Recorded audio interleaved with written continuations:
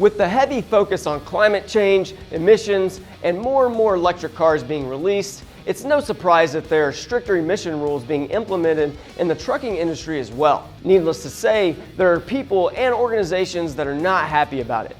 More specifically, the Western States Trucking Association is challenging the new rule. But what is the rule? Well, on March 29, 2024, the U.S. Environmental Protection Agency announced its final rule, which is officially called Greenhouse Gas Emission Standards for Heavy-Duty Vehicles, Phase 3. The new truck emission standards apply to heavy-duty vehicles manufactured between 2027 to 2032 and will vary by vehicle type. But light heavy-duty vocational trucks have the strictest standards, requiring 60% zero emissions by 2032. With that said, the Western States Trucking Association has challenged the new rule and is also asking the court to pause the implementation of the new rule while the challenge is under review. On May 30th, they filed a document asking several questions like, is carbon dioxide considered an air pollutant? Does the new emission rule violate the non-delegation doctrine? And if it violates the major questions doctrine. You know, all the questions we were all wondering, right?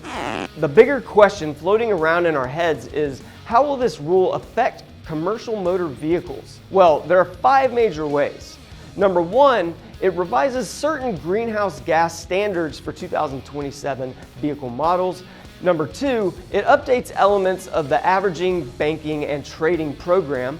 Number 3, it adds warranty requirements for batteries and other components of zero-emission vehicles. Number 4, it requires customer-facing battery health monitors for plug-in hybrid and battery electric vehicles. And number 5, there will be more clarification on certain highway heavy-duty vehicle provisions and certain test procedures for heavy-duty engines. The most important point to hammer home here is that the EPA will require 25% of new sleeper cab tractors to be zero-tailpipe emission trucks by 2032.